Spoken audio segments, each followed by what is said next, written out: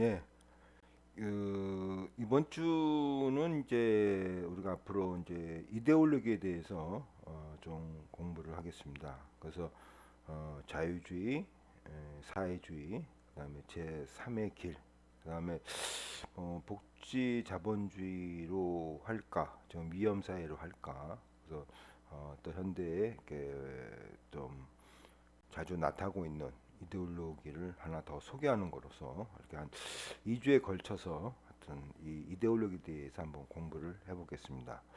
아, 먼저 이제 이데올로기를 이제 간단하게 정리를 하겠습니다. 그래서 이제 이데올로기는 우리가 보통 세 가지로 정의되고 있습니다.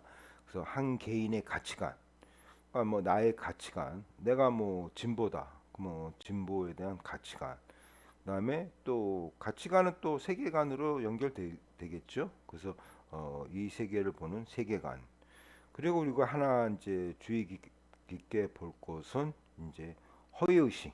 그래서 이제 이 허위 의식은 이제 막스가 이제 이데올로기를 가지고 이 허위 의식이다. 그러니까 자본주의의 구조적 문제를 감추려는 가치관으로 자본주의 이 기초 위에 정립되는 것으로 하여튼 이 공산주의와 그런 별개 개념이다 이렇게 이제 이야기를 하고 있습니다. 그래서 어, 펄스 컨셔스니스죠. 허위 의식. 그러니까 이제 우리가 그 생산 양식에서 배웠지만 이제 토대에서 이제 각종의 뭐 허위 의식이 있다. 그래서 뭐 빈곤 같은 거를 봤지만 빈곤은 이 고존자유주의 이데올로기에서는 뭐 바로 못 사는 이유는 바로 너 개인의 문제다.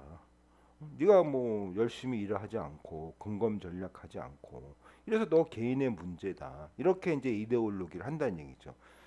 근데 내가 못 사는 이유는 내 개인적인 문제가 아니고 뭐 부익부 빈익빈 뭐 교육 제도 개천에서 용인하지 않는 사회 이게 사회 구조적인 문제인데 요걸 감추고 있다는 얘기죠.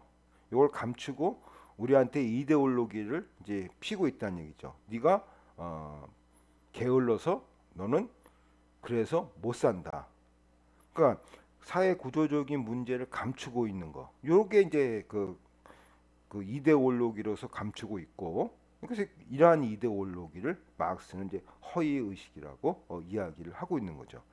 뭐 어떻게 보면은 지금 이런 사교육 제도의 거의 입시를 좌우하는 이런 세상 속에서 내가 공부를 못하는 이유는 사교육 제도 이가 때문에 생기는 것인데 내가 뭐 열심히 공부 안 해서 그 개인적인 문제라서 이데올로기화 시킨다는 얘기죠.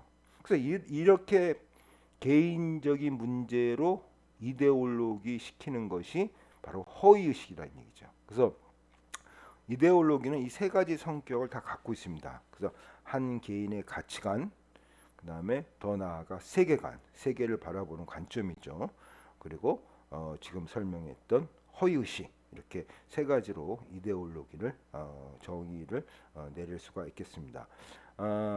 이 자유주의 이데올로기에 있어서 이제 사회주의 뭐 제3의 길까지는 안 그렇고 이 대척점에 있는 이 자유주의, 자유주의도 이제 고전자유주의와 이제 사회자유주의로 구별되고, 그다음에 이제 사회민주주의, 사회자유주의에서 많은 영향을 준 것이 바로 사회민주주의입니다. 뭐 여러분들이 지금 이야기하고 있는 좌파, 이 좌파가 사회민주주의고, 이 고전자유주의와 사회자유주의를 우리가 보통 우파라고 하죠. 우파. 그래서 우리나라의 뭐 우파 그러면은 뭐 어,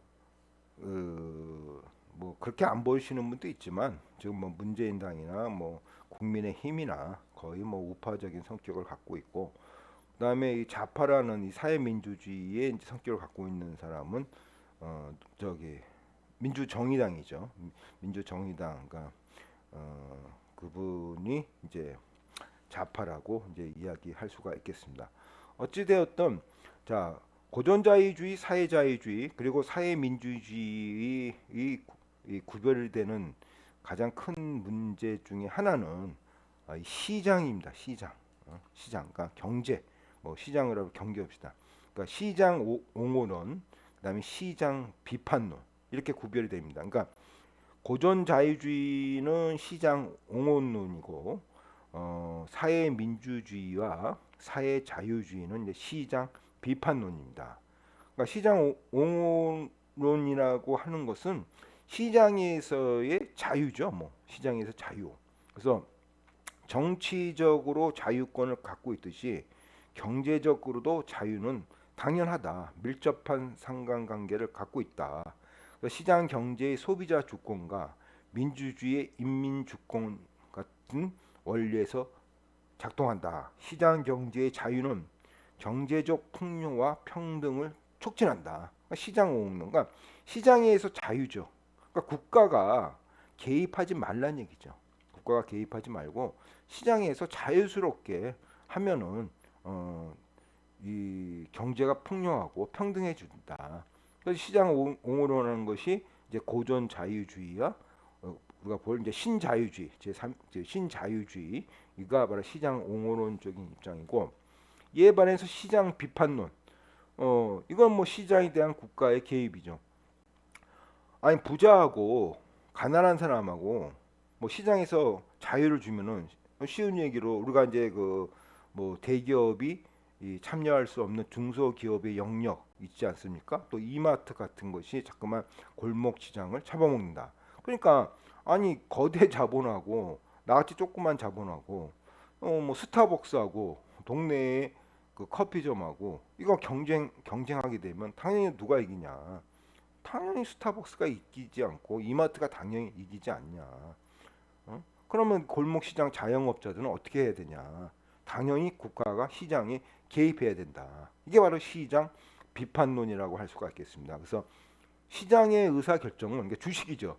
주식은 이런 일표다 이거예요. 그러니까 주식회사와 협동조합의 차이는 협동조합은 1인 1표예요. 1인 1표고 주식은 주식 그 가격 주식 한 표가 5천 원이다. 그 회사 주식이 5천 원이다면 5천 원 주식을 하나 갖고 있다면 한 표죠. 내가 주식을 200개 갖고 있으면 200표죠. 예? 협동조합은 1인 1표예요. 그러니까 시장의 의사결정은 한마디로 주식 하나에 한 표다. 어떻게 1인 1표 니네 말대로 정치적 자유와 경제적 자유가 밀접하다 그러는데 이게 바로 이게 어떻게 밀접하냐? 이게 원칙이 다르다 이거야. 그렇죠? 시장 교환의 자발성에는 강제성이 숨겨져 있고, 그러니까 시장 교환의 자발성에는 강제성이 숨겨져 있고, 이 말이 뭐냐면은 노동자가 자발적으로 최저임금, 뭐 최저임금보다 못한 뭐 어떤 그 임금을 받는 그 직장에 가게 되는 거, 그러니까 자발성이다니까. 그러니까 대기업에서 네가 급여가 작으면은 오지 말지. 뭐 네가 자발적으로 온 거 아니냐. 이게 자발성이네. 근데 노동자 입장에서는 내가 이거 여기에 취업을 하지 못하면은 어떻게 된다는 얘기예요. 나는 굶어 죽어요. 그러니까 강제성이 있다 이게요. 이 시장 교환의 자발성에는 내가 적은 임금이라도 참여하는 이유는 내가 굶어 죽으니까 어떤 강제성이 숨겨져 있다 이거예요. 그래서 자유는 불평등을 심화시킨다 이게. 자유는 강제성이 심해지고. 여러분들 생각해서 그냥 시장에서 옹호론처럼 다 자유로다. 그러면 임금을 최저임금제도 같은 것도 없고 무조건 뭐 자본가는 여러분들이 그 이윤 저기 뭐야 제가 자본가 공식을 미리 해야 되나? 자 자본가는 이제 P 이꼬로 C 플러스 M 플러스 이제 V입니다. 그러니까 그 고정자본, 노동자본, 그다음에 이윤. 그래서 이제 고정자본은 원료 원자재 같으니까 변동이 없죠. 그러니까 가변자본은 임금이에요. 그다음에 이윤이요. 그러니까 임금을 줄여야만이 이윤이 많이 남는 거죠. 뭐, 뭐 쉬운 얘기로 임금학 줄일 수 있는 거는 임금뿐이 없어요. 이윤을 많이 남길래 그러면. 그러니까 임금을 계속 줄이는 거예요. 그 자본주의 입장에서는. 그러니까 아까도 얘기했지만 자유를 주는데 우리는 할 수 없이 참여하죠. 굶어 죽으니까 강제성이 있으니까.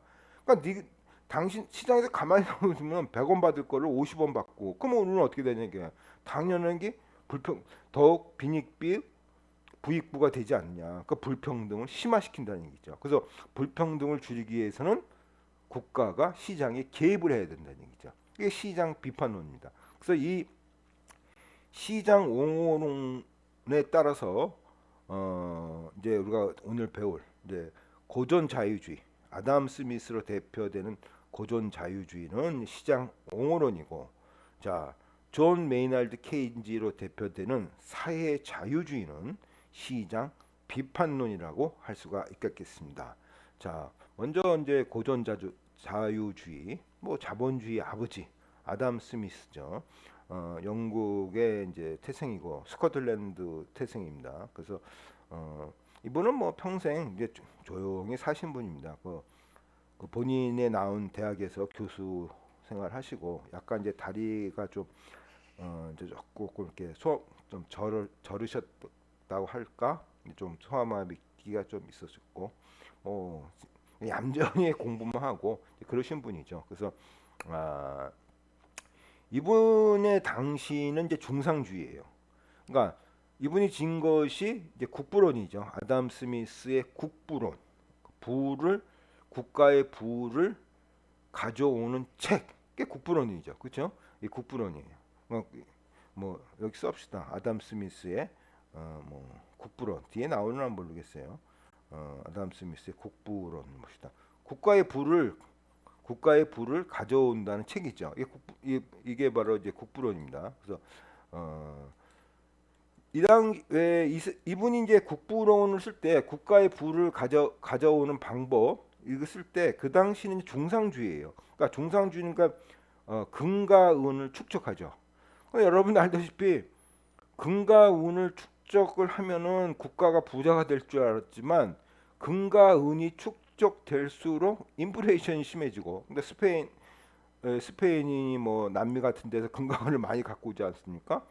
분명히 금과 은을 많이 갖고 오면 국가의 부가 늘 줄 알았더니 인플레이션이 일어나고 막 이제 그런 형국에 있습니다. 그래서 중상주의는 자 국가가 부자가 되려면 금과 은을 축적해야 되고 근검 전략해야 되고 그렇죠? 근검 전략해야 되고 수출을 늘리고 수입을 줄여야 한다. 이게 바로 국가의 부를 생성하는 원인이다. 지금도 우리가 이 말을 암암리 많이 쓰고 있죠. 뭐 우리 IMF 시절에 금과 은을 모아가지고 근검 전략하고 그렇죠? 그 다음에 수출을 늘리고 수입을 줄여야 된다. 이런 것이 지금도 우리가 많이 이제 그 해자되고 있습니다. 어쨌든 중상주의는 국가의 부를 쌓는 길은 근검 전략, 수출을 늘리고 수입을 줄여야 된다.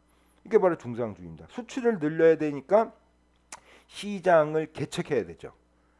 왜냐하면 지금처럼 무슨 뭐 국제적인 통상에 의해서 수출과 수입을 관리하는 기구가 없기 때문에 수출을 늘려야 되니까 시장을 개척해야 되는 거예요. 그 당시 시장 개척은 바로 식민지화예요. 식민지화. 그러니까 제국주의. 그러니까 계속 뭐 영국이 인도를 식민지화 시키면 뭐 인도라는 시장이 생기는 거죠. 시장을 그래야 수출이 늘리죠. 예? 그래서 이 식민지화 제국주의로 이제 연결되죠. 그래서 이러한 당시에 있어서 이제 그 아까도 얘기했지만 금과 은이 자꾸만 축적하면 이 인플레이션이 생기고 자꾸만 뭐라는 얘기예요. 국가의 부는 늘어나지 않는다는 얘기죠.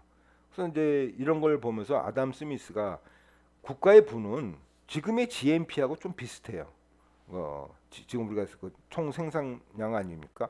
자, 국부는 국민이 소비하는 생활 필수품과 국부가 뭐냐? 국민이 소비하는 생활 필수품과 이 편의품이라 했는데 뭐 뭐야 어떻게 보면 사치품 그렇게 봅시다.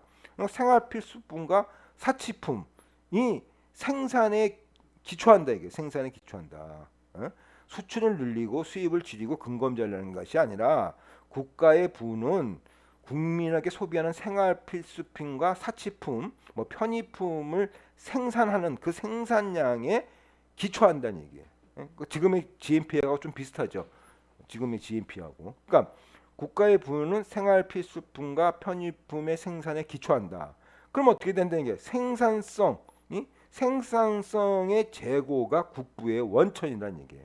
이거는 노동의 생산성 제고, 생산량이 많아지는 것이 이것이 뭐라 그러면은 바로 국부의 원천이다 이거예요. 그러니까 생산성을 제고시키는 거죠. 이 국가가 부자가 되려면 생산성을 제고해야 된다. 그럼 어떻게 해야 되냐?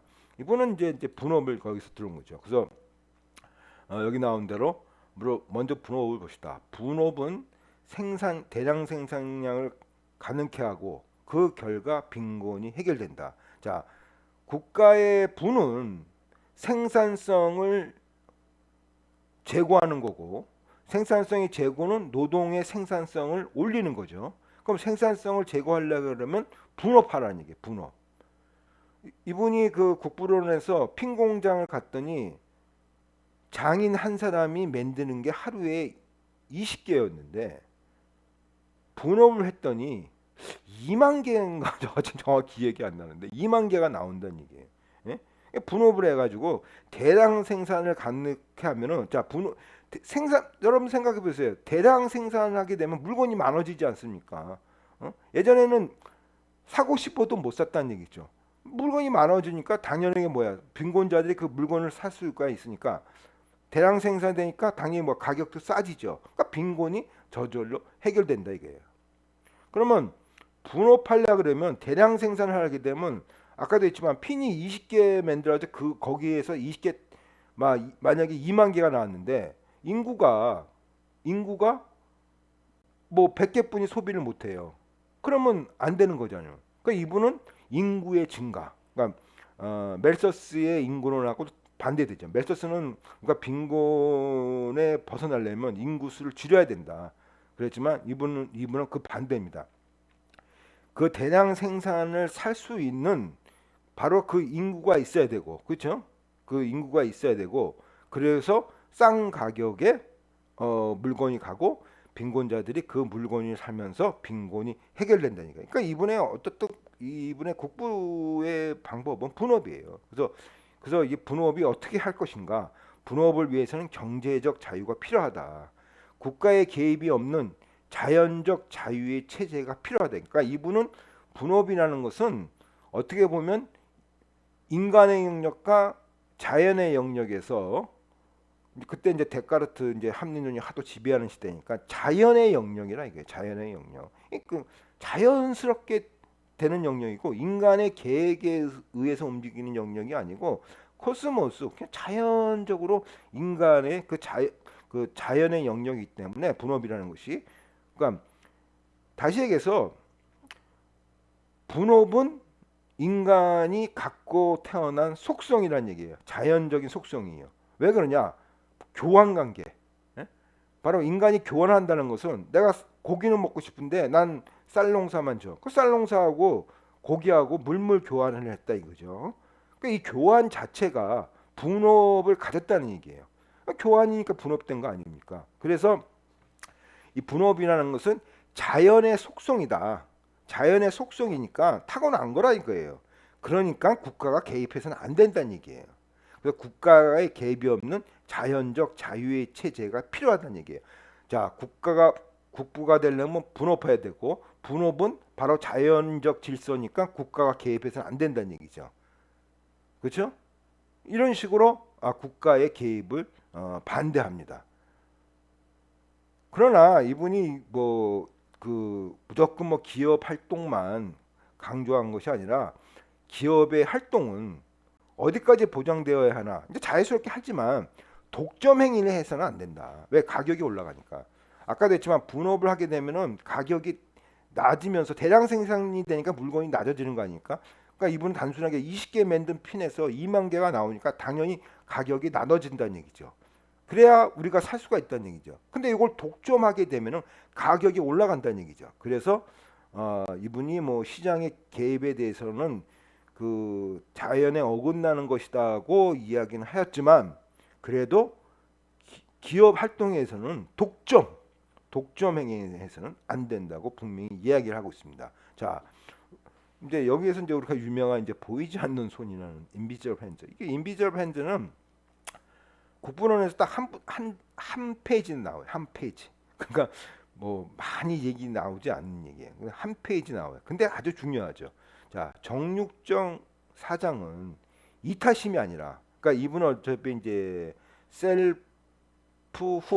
그래서 어떤 사람은 뭐 저기 자애심이다. 어떤 분은 뭐 이기심이다. 왜 그렇게 해석하냐? 뭐 다 같은 얘기죠. 뭐 셀프훗 하면 이기심이 될 수도 있고 자기애성, 뭐 자기 사랑하는 마음, 자애심인도 될 수 있고 뭐 그렇게 중요한 건 아닌 것 같아요. 자, 정육점 사장은 뭐 남한테 내가 뭐 좋은 일 하려고 장사를 한 게 아니라 이해관계에 따라서, 그죠? 빵이나 음식을 교환한다 이거예요. 교환한다. 정윤정 사장은 그냥 자기가 뭐 남한테 꽁꼬로 주지 않기 위해서 내가 돈을 열심히 벌어서 그거 갖고 빵과 음식을 교환하면서 열심히 일을 한다 이거예요. 돈을 모은다는 얘기죠. 근데 이러한 정육정 사장의 이타심의 이기심에서 시작됐지만, 이것이 아까도 우리가 그 상징적 상호작용에 의해서 의도, 그죠? 의도 행위했죠. 근데 이것이 이같이 그 정육정 사장이 자기가 돈을 벌기 위해서 장사한다는 것이, 이런 것이 보이지 않게 사회의 이익을 증진시킨다 이게. 사회의 이익을 증진시킨다. 그러니까 의도는 이기심이지만 그 이기심의 행위의 결과 바로 사회의 이익을 증진시킨다 이게. 이게 바로 보이지 않는 손이라 이게. 보이지 않는 손. 그러니까 수요와 공급에 의해서 만나는 점에서 보이지 않는 손, 뭐그 이제 그런 의미에서 쓰신 것이 아니고, 자, 내가 이기심으로 장사를 하는데, 그죠? 내가 이기심으로 장사를 하는데 이게 어떻게 의도되지 않은 결과죠.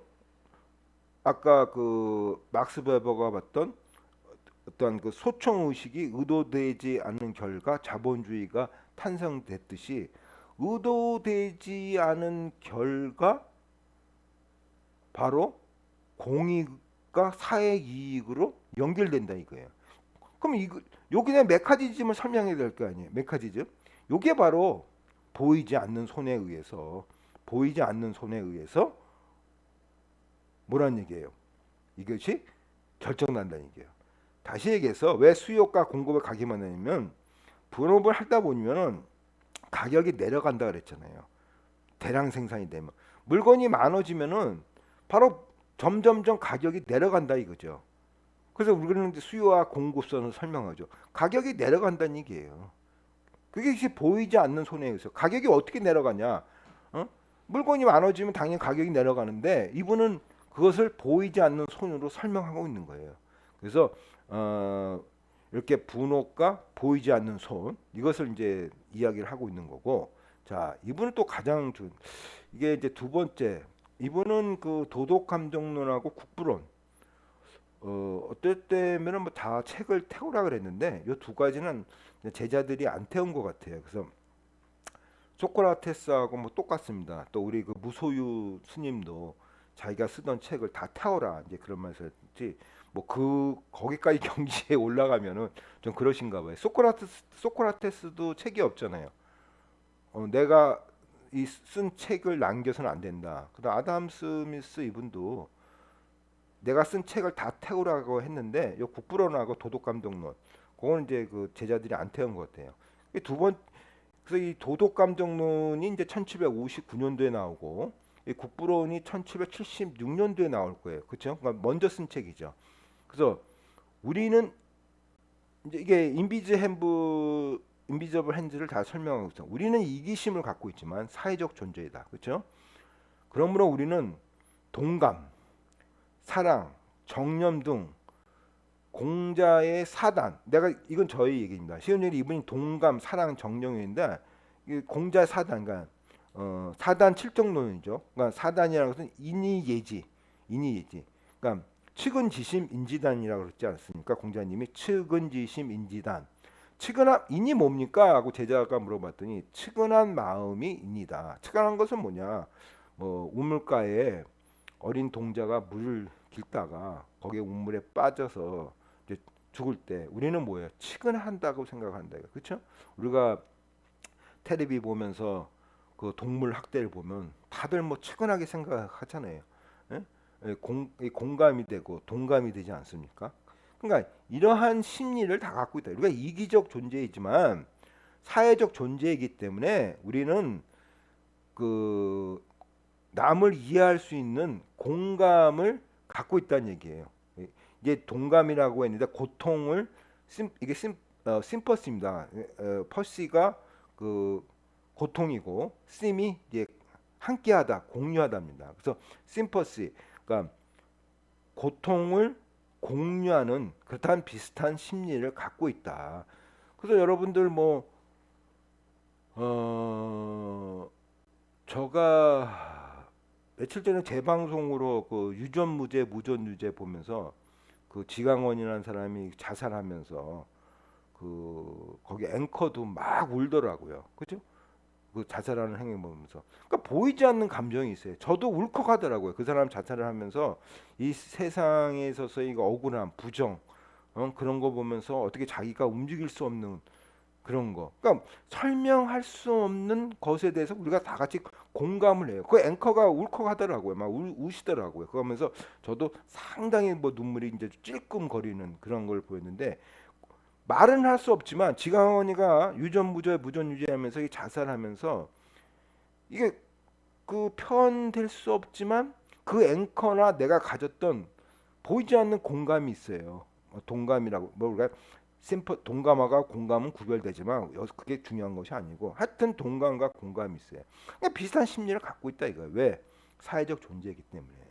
그래서 사람이 암만 이기심을 해도 예?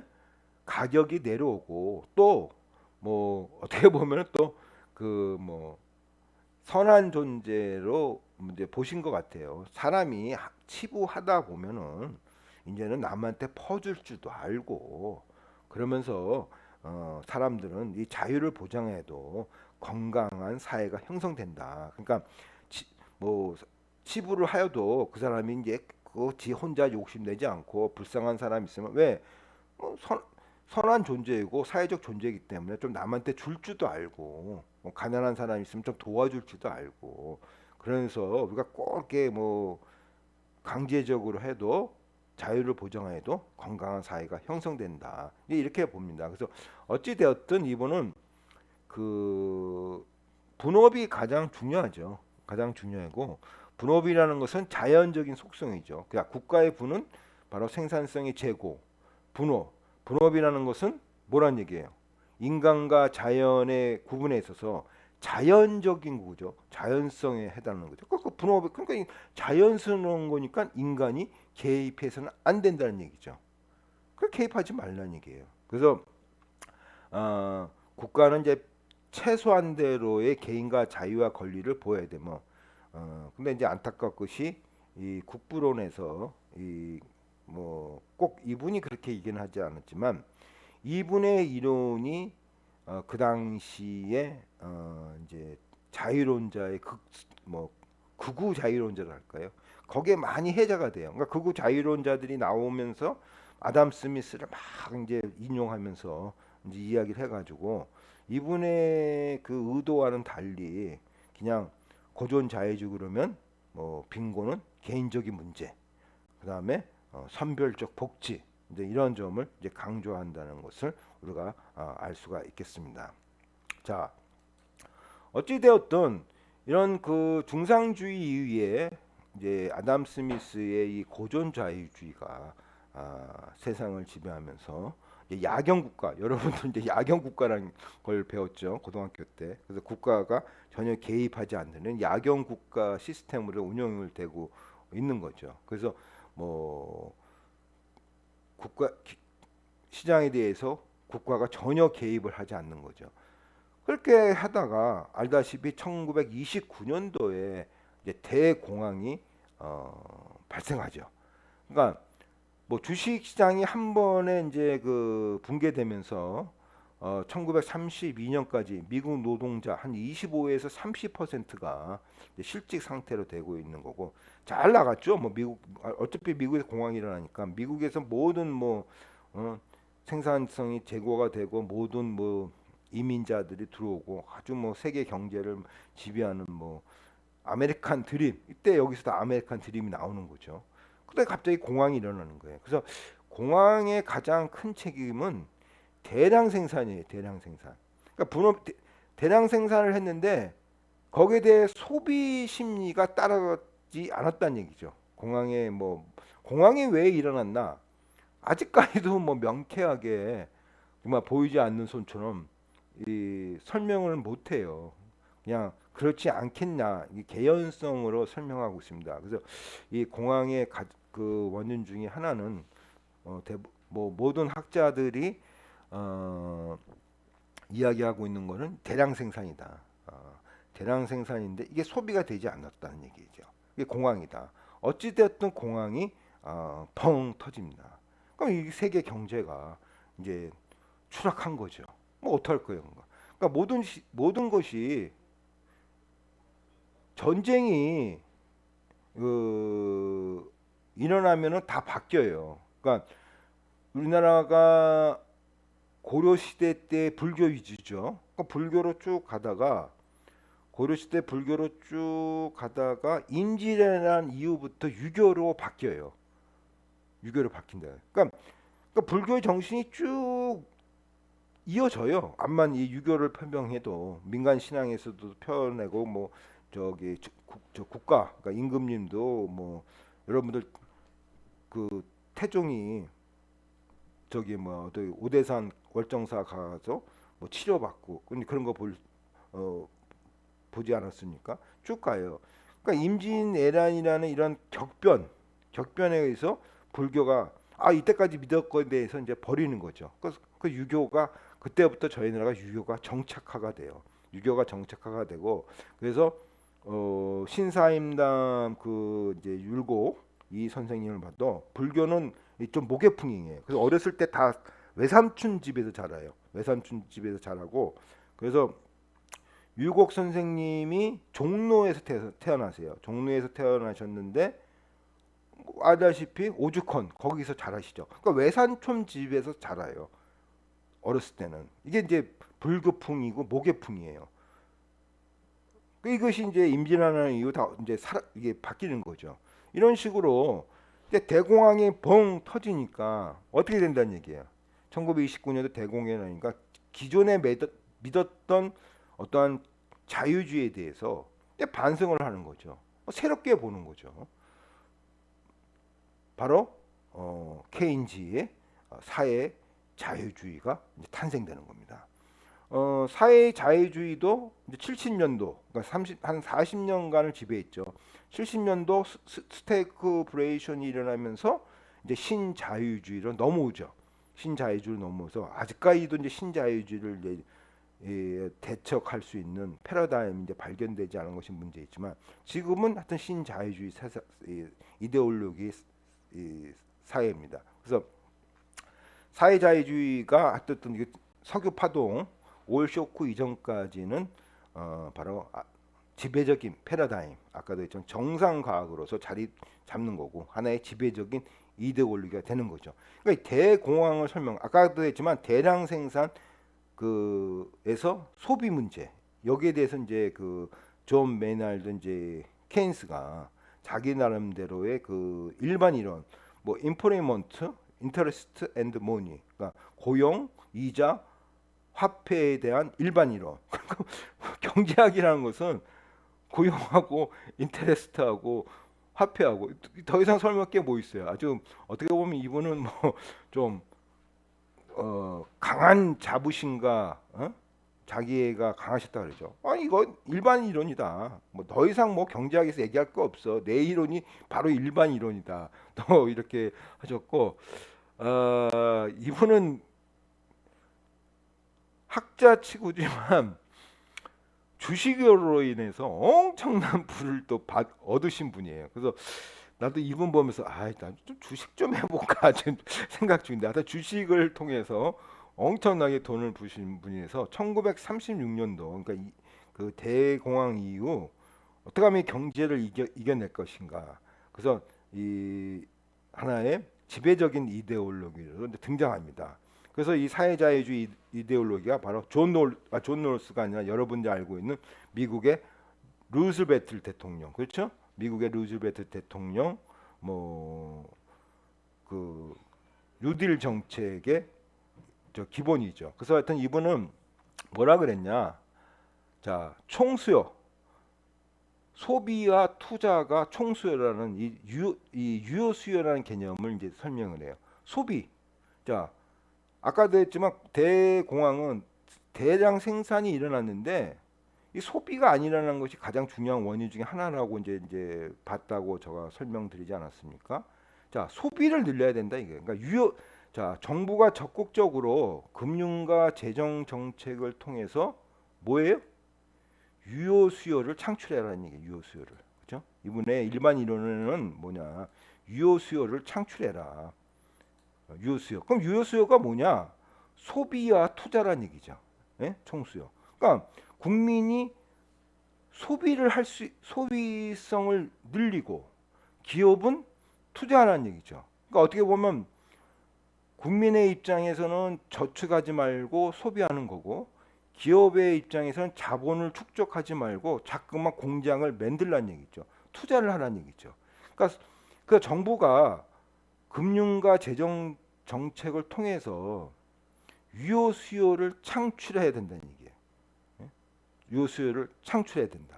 이게 이번에 이제 일반 이론에서 주장하는 거야. 유효 수요를 창출해라. 정부가 적극적으로 국가에 개입해라는 얘기죠. 그죠? 대량 소비를 만들기 위해서는 정부가 적극적으로 개입하면서 시장에 개입하라는 얘기죠. 그래서 유효 수요, 총수요를 만들어내는 얘기죠. 자, 저축과 투자는 별개의 결정이다. 이자가 높아도, 그렇죠? 아까도 했지만 이자가 높아도 기업가가 그 뭐 이자 높다고 투자 안 한다 이게. 기업가적 정신에 따라서 투자한다.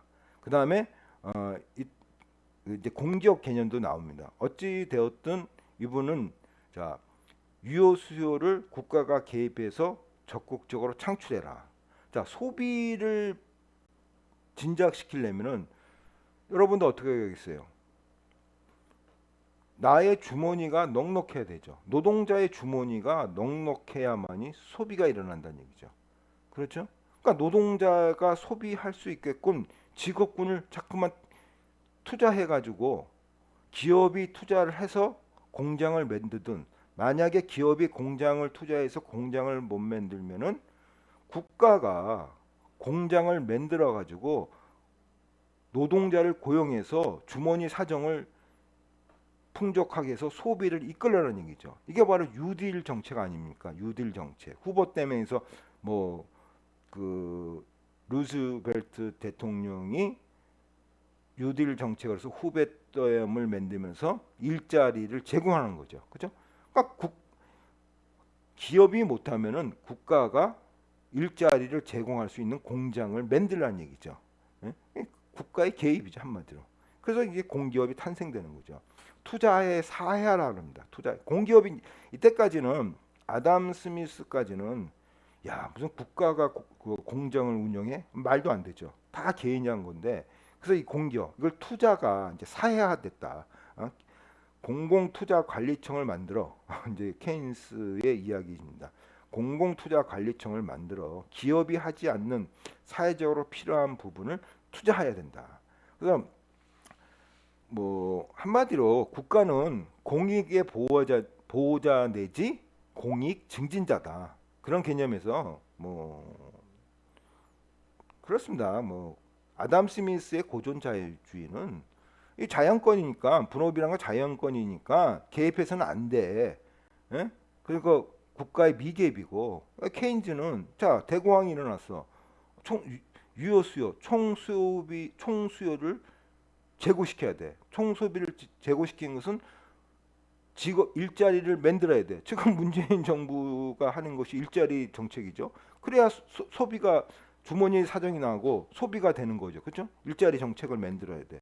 그래서 루즈벨트 대통령이 여기에 따라서 일자리 후보 때문을 하고 뉴딜 정책을 써서 어찌 됐든 그 공황을 이겨내고 미국 최초의 4선 대통령이 되지 않습니까? 3선도 아니에요. 4번이죠. 그래서 대통령 임기 중에 이제 저 돌아가시지만 하여튼 그래서 국가는 이렇게 투자의 사야를 해서 개인이 하지 못하는 것을 공장도 만들고 이러면서 일자리를 만들어서 어, 소비를 이끌어야 돼. 이게 바로 이분의 그 일반 이론이라고 할 수가 있겠습니다. 자, 어, 이제 우리가 보통 포스트 케인지언이라고 합니다. 그러니까 포스트 케인지언 이분은 이런 얘기를 하지 않았지만 일반 이론의 그 뒷부분에 전반적으로 이 이야기를 이제 암시하셨고 그래서 이제 포스트 이제 이분의 이론을 이어받은 이제 제자들이 이제 포스트 케인지언이라고 하는데 이런 말을 해요. 소득 분배가 평등할수록 소비가 증가하고 그 결과 경제가 성장한다. 자, 분배가 평등할수록 예? 분배가 평등할수록 지금 우리가 불평등하죠. 분배의 불평등이죠.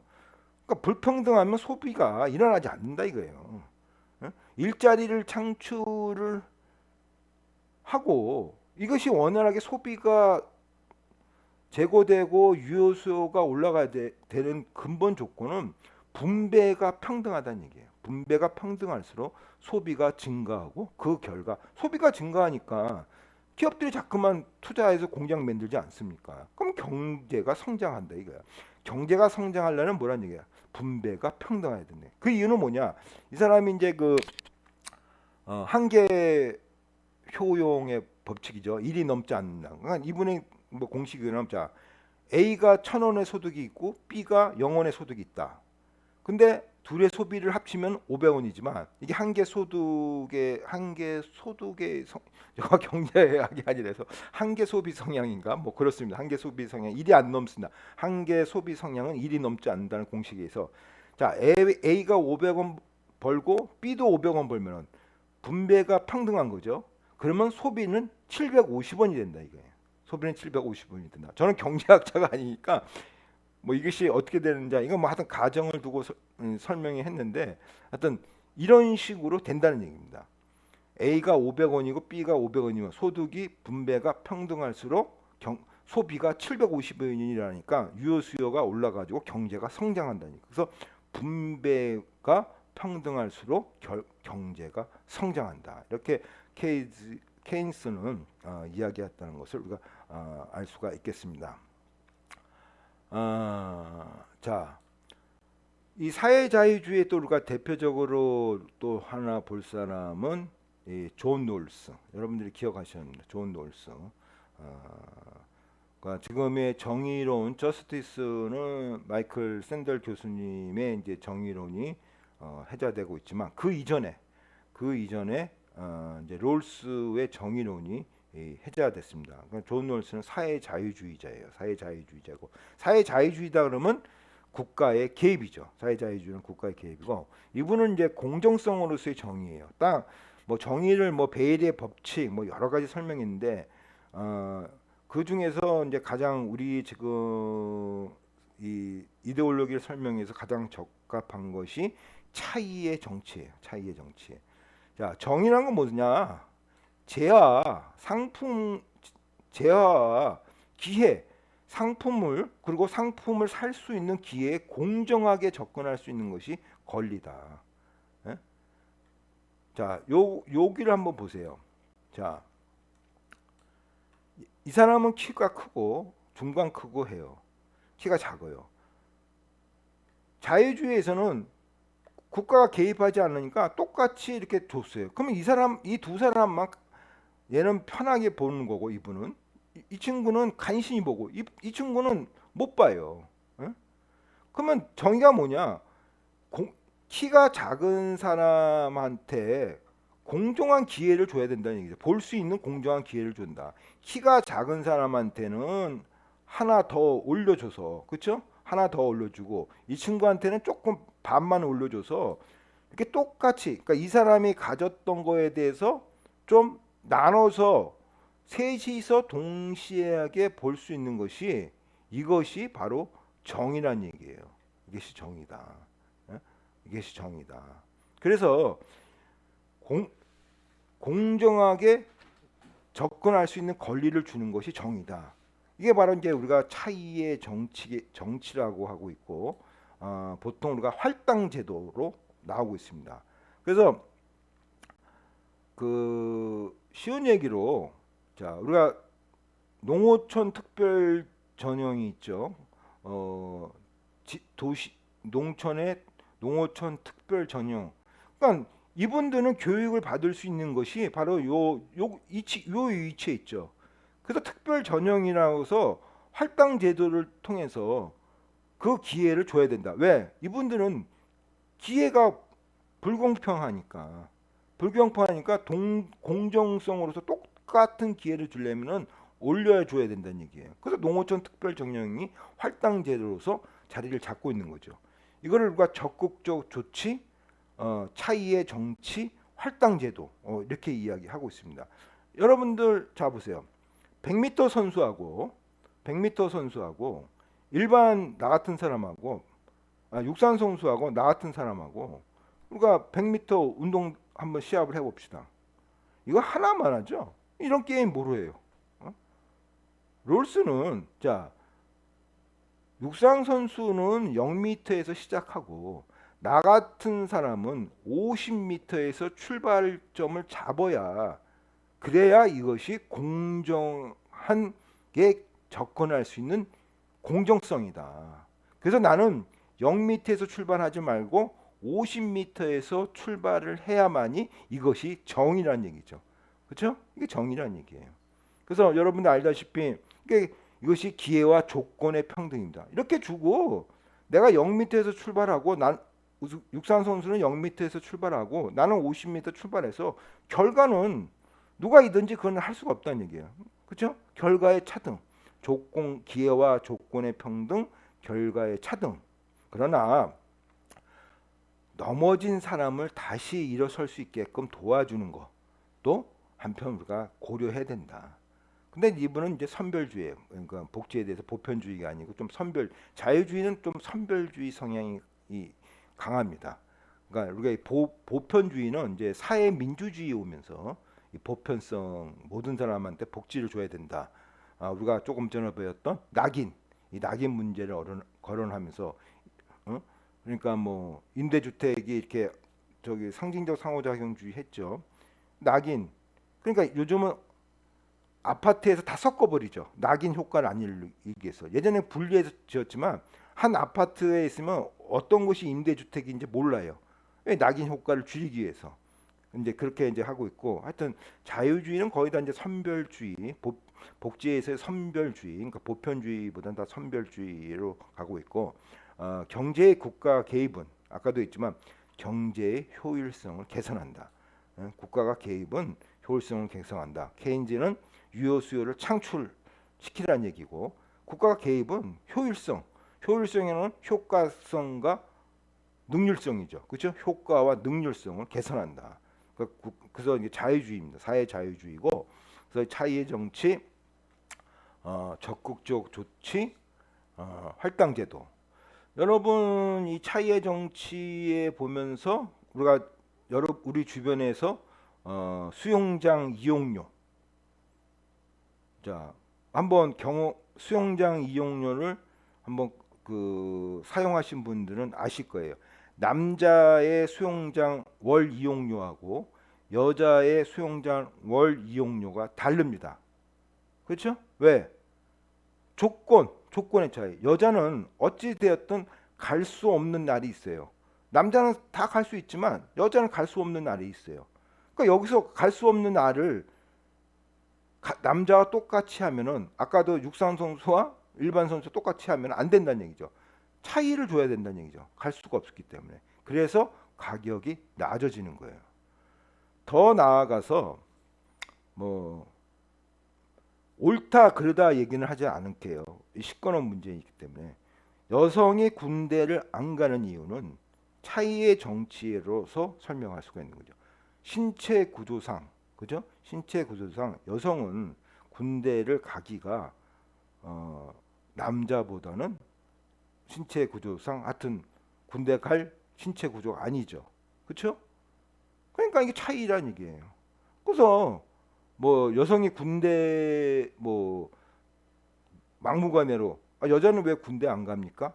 이제 이렇게 할 때 우리가 보통 이 롤스의 공정성의 기회, 차이의 정치로서 여성이 군대를 안 가는 이유를 설명하는 거죠. 이것이 차이의 정치고 뭐 적극적 조치죠. 이제 이런 거로 볼 수가 있습니다. 자, 결론적으로 자 분배와 평등의 문제를 우리가 한번 뭐 현대 사회에 살면서 한번 생각해 봅시다. 아까도 했지만 포스트 케인지아는 분배가 경제를 어떻게 된다 얘기예요. 올려서 그죠? 그 경제가 활성화된다. 그래서 또 어떤 분들은 아 그냥 그 뭐 너무 평등하면은 그죠? 너무 완전 분배, 완전 너무 평등하면은 공산주의처럼 일할 의욕이 없어. 이 개인적 차이가 있어야 일할 의욕이 있지. 그러니까 당연하게 뭐 불평등해야 된다는 얘기고. 그래서 어 우리가 만약에 예를 들어서 저는 생각이 그래요. 북한의 공산주의처럼 뭐 일할 의욕이 없다면 이제 완전 분배고요. 그 다음에 아담 스미스처럼 전혀 개입하지 말고 그냥 불평등하면 하는 문제죠. 여러분도 뭐 자 우리가 지금 문재인 대통령이 이자 제한법을 뒀죠. 그러니까 이부 이자 그 못 받게 하죠.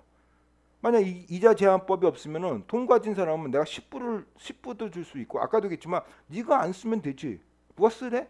근데 우리는 그거 안 쓰면은 내가 죽는데 이게 강제성이죠.